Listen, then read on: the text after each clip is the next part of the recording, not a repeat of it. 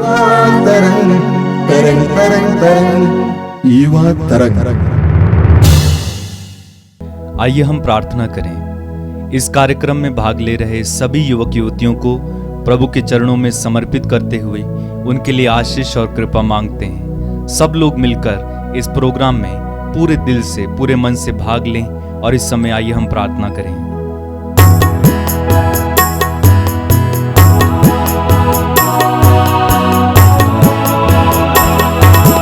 पवित्र आत्मा,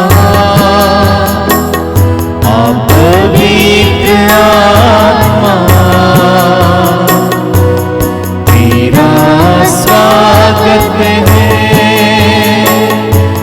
तू मुझ में छा जा। गाइए।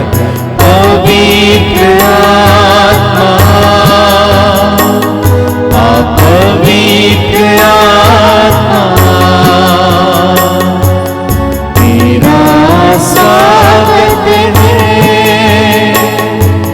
तू मुझ में छा जा। पवित्र आत्मा,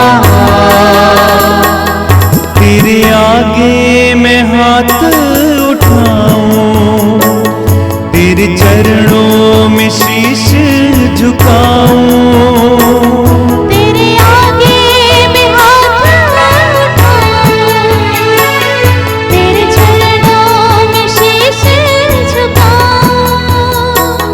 तू ही दिलाता है मुक्ति और तुझसे ही मिलती है शक्ति।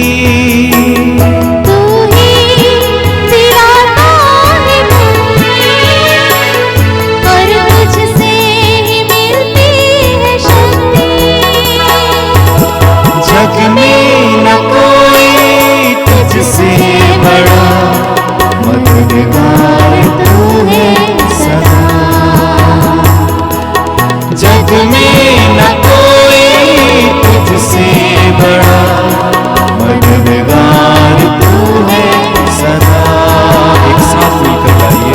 पवित्र आत्मा, पवित्र आत्मा, तेरा स्वागत है, तू मुझ में छा जा। पवित्र आत्मा। सभी युवा भाई बहनों को इस युवा तरंग कार्यक्रम में स्वागत है। प्रभु आप सबको आशीष दें। मैं प्रभु को धन्यवाद देता हूं कि आप अच्छी संख्या में इन दिनों इस कार्यक्रम को देख रहे हैं और आप इसका प्रचार भी कर रहे हैं। God bless you. देखिए, इस संसार में बहुत सारे ऐसे महापुरुष हुए हैं जिन्होंने प्रभु के पवित्र वचनों को अपने जीवन में उतारने का प्रयास किया है। उनमें से एक महान संत हैं असीसी के संत फ्रांसिस। वास्तव में जब वो युवा थे उस समय ही हजारों की संख्या में युवा उनके पीछे हो लिए थे। उनका जीवन हमारे लिए बहुत सुंदर प्रेरणा का स्रोत बन सकता है। आज आपको वचन सुनाएंगे, विशेष करके संत फ्रांसिस असीसी के बारे में। फादर प्रज्ञान, आप उनको सुने, ग्रहण करें। ख्रिस्त में मेरे प्यारे भाई और बहनों, आप सबको जय यीशु।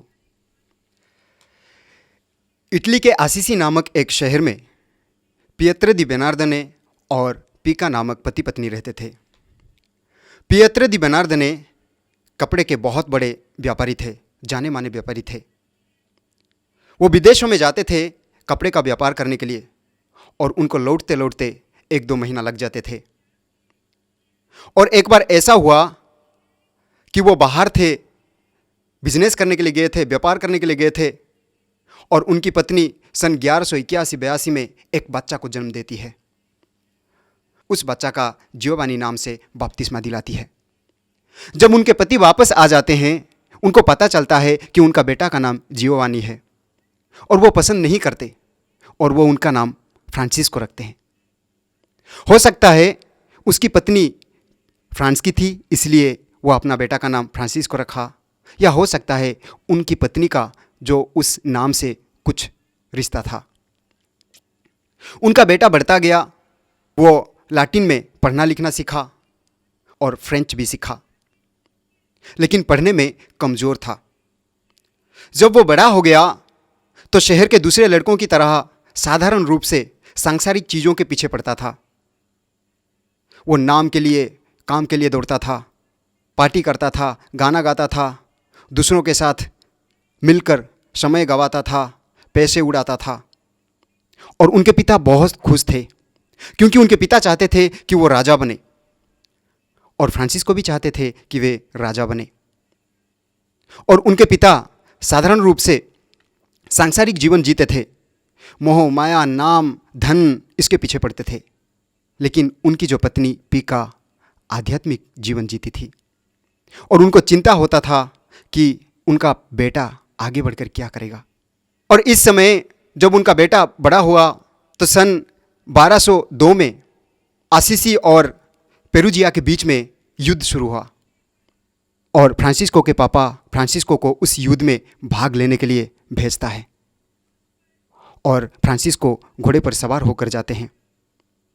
और इस युद्ध में पेरुजिया के सैनिक आसिसी के सैनिकों को मार देते हैं, और आसिसी के सैनिक हार जाते हैं, और आसिसी के कुछ सैनिकों को बंदी बनाकर पेरुजिया के सैनिक ले जाते हैं, और उसमें फ्रांसिस्को भी रहते हैं। और वे लोग फ्रांसिस्को को करीब 1 साल तक बंदी बनाकर अंधेरे घर में रख देते हैं, और 1 साल के बाद फ्रांसिस्को के पापा पैसा देकर उसे वापस लेकर आते हैं। और जब फ्रांसिस्को को वापस लेकर आते हैं तो वो बहुत बीमार था। जब वो ठीक हो गया करीब 3 साल के बाद, यानी 1205 में, वो बिशप के साथ एम्पेरर फ्रेडरिक के विरुद्ध युद्ध करने के लिए फिर निकला। और जब वो जा रहा था, जाते समय रास्ते में उनको एक संदेश मिला। संदेश यह है कि तुम मालिक का सेवा करोगे या नौकर का सेवा करोगे। और उसी समय फ्रांसिस्को आगे नहीं बढ़ा, वापस चला आया, और इसके बारे में मनन चिंतन करने लगा, प्रार्थना करने लगा कि इसका मतलब क्या है, मालिक का सेवा करोगे या नौकर का सेवा करोगे, इसका मतलब क्या है। एक बार ऐसा हुआ, वह संत दामियानो चर्च के सामने घूम रहे थे, और उनको क्रूसीफिक्स से, यानी क्रूस मूर्ति से एक आवाज़ सुनाई पड़ी, और फ्रांसिस्को को समझ में नहीं आया इसका मतलब क्या है। और वह घर चला जाता है, कपड़े इकट्ठे करता है, अपना घोड़ा ले लेता है, और पास में एक शहर है फलिग्नो, उस शहर में जाता है, अपना घोड़ा बेच देता है, अपने कपड़े सब बेच देता है, और पैसा लेकर आता है, और जाकर उस संत दामियानो चर्च के पारिश को देता है, पुरोहित को देता है। लेकिन पुरोहित उस पैसे को लेने के लिए इनकार कर देते हैं। जब पुरोहित इनकार कर देते हैं तो फ्रांसिस्को उस पैसे लेकर वापस घर आ जाता है, उस पैसों को गरीबों के लिए फेंक देता है। जब इन सब के बारे में उनके पापा को पता चलता है, पापा हताश हो जाते हैं, निराश हो जाते हैं, परेशान हो जाते हैं, क्योंकि उनके पापा चाहते थे कि वो राजा बने, प्रिंस बने। और उनके पापा कुछ लोगों को बुलाते हैं, मीटिंग कराते हैं, उनको समझाने की कोशिश करते हैं, लेकिन फ्रांसिस्को समझता नहीं है। फिर उनके पापा बिशप को बुलाते हैं, और बिशप जाते हैं, और बिशप और उनके पापा मिलकर फ्रांसिस्को समझाने के लिए कोशिश करते हैं। और उसी समय फ्रांसिस्को अपने सारे कपड़े उतार देते हैं, और वो नंगे हो जाते हैं। उनके शरीर में एक भी कपड़ा नहीं रहता है, और सारे कपड़े को उनके पापा के पास फेंक कर कहते हैं, अभी तक मैंने आपको अपना पापा कहकर बुलाया है, लेकिन असलियत में हमारा जो पापा है वो स्वर्ग में है। सांसारिक मोहमाया को, घमंड को, धन दौलत को वो नीचे गिरा देते हैं, और ईश्वर की ओर बढ़ना चाहते हैं। यही दर्शाता है जब वो नंगे हो जाते हैं। और कहा जाता है कि बिशप उनको एक कपड़ा दे देते हैं, और वो कपड़ा पहनकर वो सुबासियो नामक पर्वत, जो कि उस शहर के पास में है, वहाँ चले जाते हैं, गुफा में रहते हैं। और इस गुफा में रहते समय वो इस वचन पर मनन चिंतन करते हैं कि उनको जो आवाज़ मिला था, तुम मेरे चर्च का पुनर्निर्माण करो।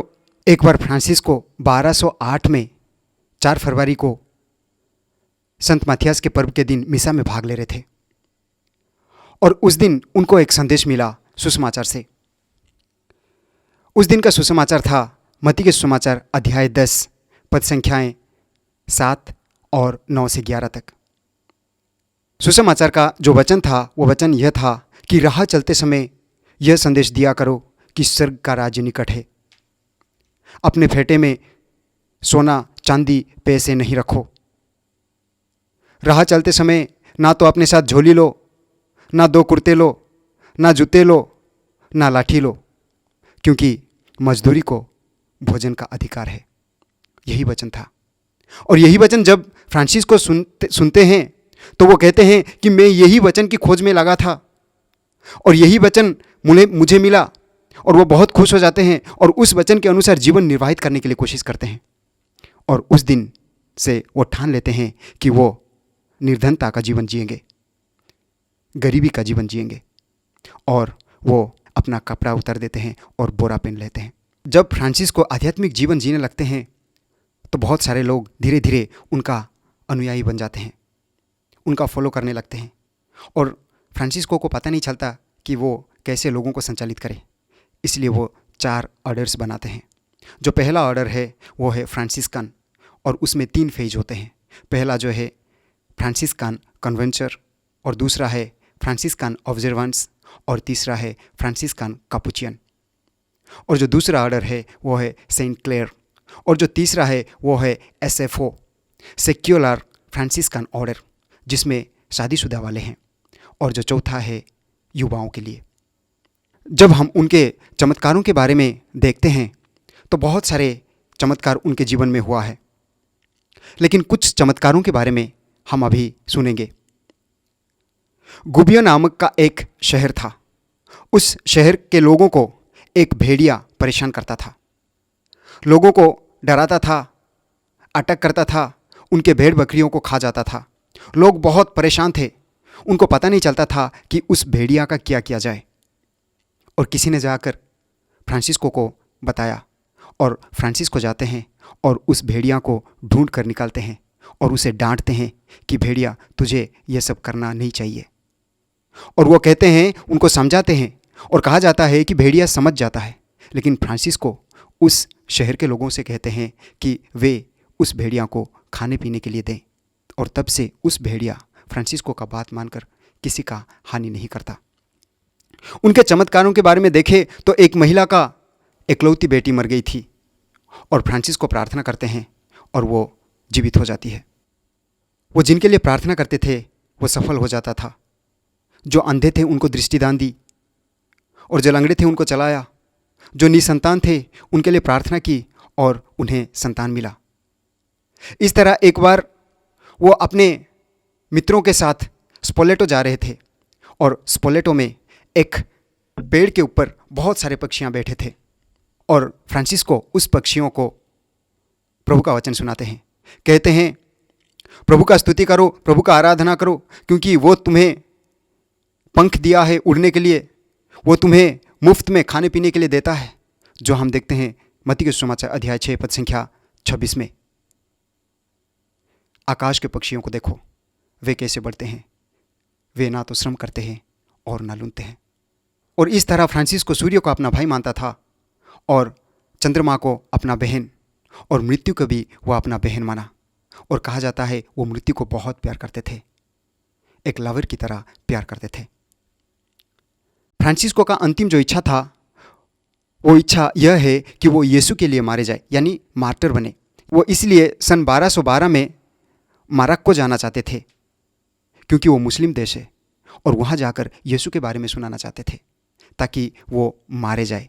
लेकिन जब वो शिप में सवार होकर समुद्र में जा रहे थे तो कहा जाता है कि उनका जो शिप है वो डूबने लगा, और सब लोग घबरा गए। लेकिन फ्रांसिस्को ने प्रभु से प्रार्थना की और सब लोग बच गए। लेकिन प्रभु ने उनको मोरक्को जाने नहीं दिया और वे वापस लौट गए। फिर भी फ्रांसिस्को ने उनका जो इच्छा था उसको नहीं छोड़ा। वह सन 1217 में स्पेन जाने के लिए कोशिश कर रहे थे, और पोप ग्रेगरी 9वें ने उनको मना कर दिया, और उनका बात सुनकर फ्रांसिस रुक गए। फिर भी उन्होंने अपना जो इच्छा था उसको पूरा करने के लिए नहीं छोड़ा, और सन 1219 में वो इजिप्ट चले जाते हैं, और इजिप्ट में सुल्तान अल कामिल थे। और इजिप्ट जाने से पहले वो 2 कोढ़ियों को मिलते हैं, और कहा जाता है कि इजिप्ट में सुल्तान अल कामिल पहले कोढ़ियों को भेजते थे जो उस देश में प्रवेश करते थे उनको मारने के लिए, अटक करने के लिए कोड़ियों को भेजते थे। उसी तरह अल कामिल ने 2 कोड़ियों को भेजा, और जब 2 कोड़िए फ्रांसिस्को के पास आए तो वे उनको परेशान नहीं किए, नहीं मारे, उनको अटैक नहीं किए, बल्कि उनके साथ मिलकर सुल्तान अल कामिल के पास चले गए। और यह देखकर सुल्तान अल कामिल घबरा गए, चकित हो गए। उन्होंने कहा, यदि तुम्हारा ईश्वर सच्चा ईश्वर है तो यह आग के ऊपर चलो और हम विश्वास करेंगे। और सेंट फ्रांसिस स्वीकार किए, एग्री हो गए, मैं आग के ऊपर चलूंगा। और उनके सामने आग रखा गया, और जब वो चलने वाले थे तो अल कामिल ने उनको मना कर दिया और उन्होंने कहा कि तुम्हारा ईश्वर सच्चा ईश्वर है, और वो ईश्वर को अपनाया। मेरे प्यारे भाई और बहनों, हम जो क्रिसमस मनाते हैं प्रत्येक वर्ष 25 दिसंबर को, वो क्रिसमस फ्रांसिस्को का दिन है। वो क्रिसमस का शुरुआत 1223 में किए थे। वो गांव के सारे लोगों को इकट्ठा कर, पशुओं को, जानवरों को इकट्ठा कर वो क्रिसमस पहली बार मनाए थे, और तब से आज तक हम क्रिसमस मनाते आ रहे हैं। और जब फ्रांसिस्को मरने के लिए तैयारी करना चाहते थे तो वो लावेरना पर्वत पर जाना चाहते थे, और वो लावेरना पर्वत में जाते हैं और 2 साल वहाँ रहते हैं, और 2 साल के बाद वो वापस आते हैं। उसमें वो बहुत कष्ट सहते हैं क्योंकि प्रभु के घाव उनके शरीर में आ जाते हैं। और 2 साल के बाद वो वापस आ जाते हैं, और पर्शियन कला में उनका देहांत हो जाता है 3 अक्टूबर 1226 को, और उनको संत जियोर्जियो में दफनाया जाता है, जो आज संत फ्रांसिस बासिलिका कहलाता है। और फ्रांसिस्को को संत के रूप में, संत फ्रांसिस के रूप में 16 जुलाई 1228 में घोषणा किया गया, और हम 4 अक्टूबर को उनके पर्व मनाते हैं। एक बार अमेरिका में विवेकानंद प्रेस कॉन्फ्रेंस में संत फ्रांसिस के बारे में बताए थे। उन्होंने कहा था, अगर मुझे 10 संत फ्रांसिस जैसे लोग मिल जाएंगे तो मैं पूरी दुनिया को चेंज कर दूंगा। और सच में संत फ्रांसिस ऐसा ही एक इंसान था जो कि पूरी दुनिया को चेंज कर सकता था। उनका जो प्रार्थना है हम सब जानते हैं। उन्होंने जो प्रार्थना बनाया हम सब जानते हैं। वो प्रार्थना ऐसा है, प्रभु मुझे शांति का दूत बना, जहाँ अशांति हो वहाँ मैं शांति दिखाऊं, जहाँ घृणा हो वहाँ मैं प्रेम करूं, जहाँ शंका हो वहाँ मैं विश्वास भरूं, जहाँ निराशा हो वहाँ मैं आशा जताऊं, जहाँ अंधकार हो वहाँ मैं दीप जलाऊं, जहाँ उदासी हो वहाँ मैं उल्लास भरूं। कितना सुंदर प्रार्थना, यह प्रार्थना हम सब जानते हैं। संत फ्रांसिस का जो जीवन है वो हम सब के लिए बहुत ही आकर्षणीय जीवन है। संत फ्रांसिस का जीवन हम सब के लिए एक बहुत ही अच्छा उदाहरण है। आज हम देखते हैं आज के युवाओं धन दौलत के पीछे पड़ते हैं, पैसों के पीछे पड़ते हैं, दुनियादारी में पड़ते हैं, और असलियत क्या है उन्हें नहीं पता, और प्रभु के पास आना नहीं चाहते हैं, आध्यात्मिक जीवन जीना नहीं चाहते हैं। हम संत फ्रांसिस से यह सीख ले कि दुनियादारी में कुछ भी नहीं है।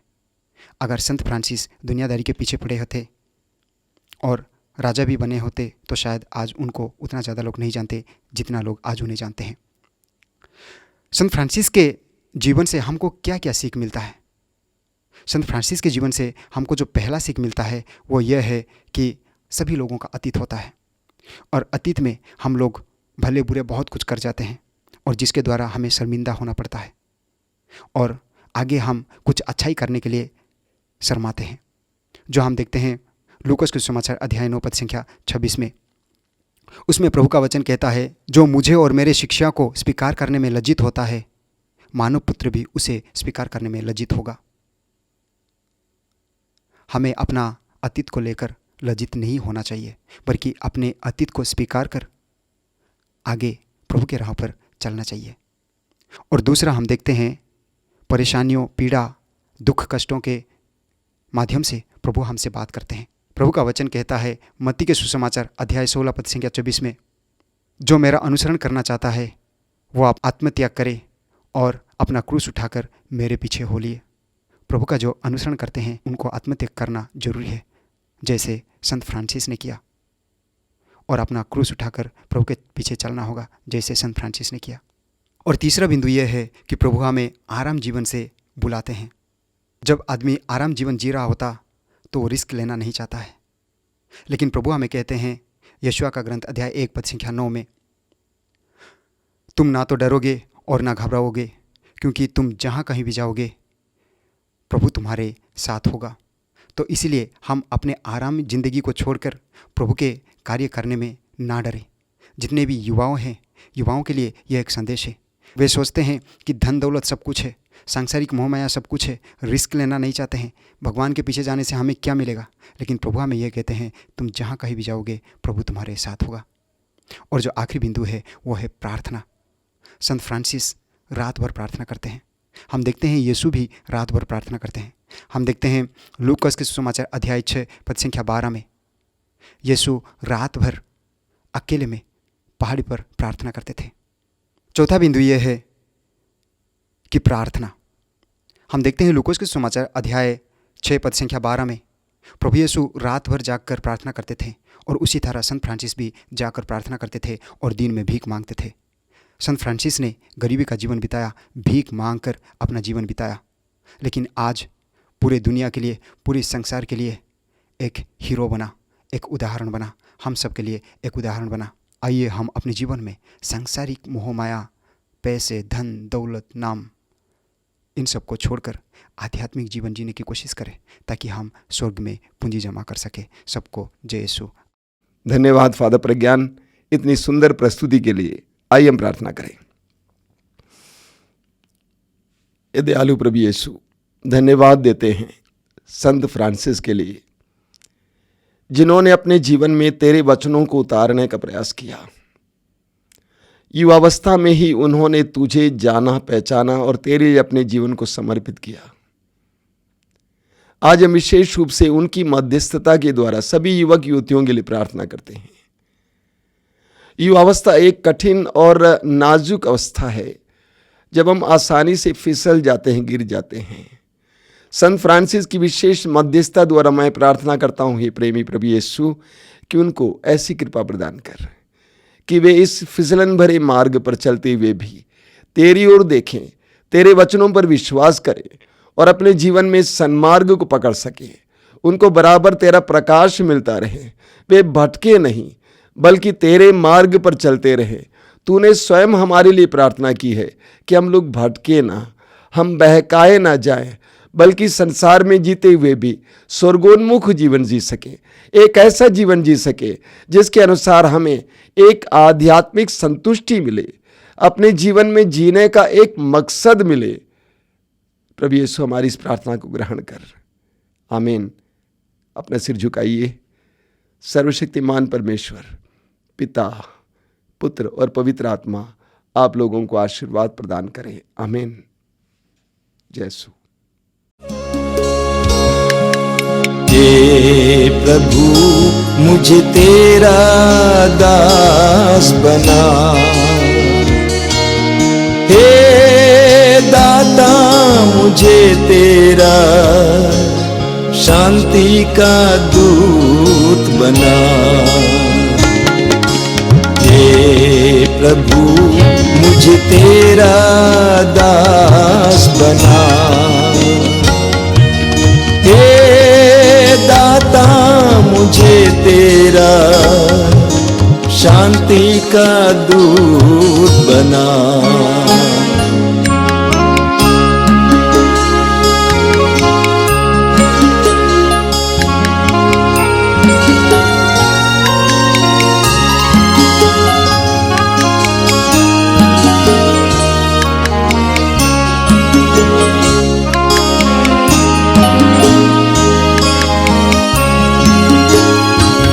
जहाँ अंधकार हो वहाँ मैं दीप जलाऊं, जहाँ घृणा हो वहाँ प्रेम की बातें सिखाऊं। जहाँ अंधकार हो वहाँ मैं दीप जलाऊं, जहाँ घृणा हो वहाँ प्रेम की बातें सिखाऊं। मुझे ज्ञान दे प्रभु, जग में नूर भरूं, तेरी सेवा में लगा रहूं। हे प्रभु मुझे तेरा दास बना, हे दाता मुझे तेरा शांति का दूत बना। जहाँ शांति हो वहाँ मैं तेरी शांति फैलाऊं, जहाँ अन्याय हो वहाँ न्याय की बातें सिखाऊं, जहाँ अशांति हो वहाँ मैं तेरी शांति फैलाऊं, जहाँ अन्याय हो वहाँ न्याय की बातें सिखाऊं। मुझे ज्ञान दे प्रभु, जग में शांति जगाऊं, तेरी सेवा में लगा रहूं। हे प्रभु मुझे तेरा दास बना, हे दाता मुझे तेरा शांति का दूत बना। हे प्रभु मुझे तेरा दास बना, हे दाता मुझे तेरा